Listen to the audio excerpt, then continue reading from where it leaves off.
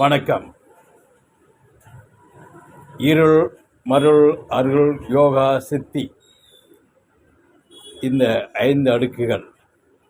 இருள் என்பது இருள் நிலை.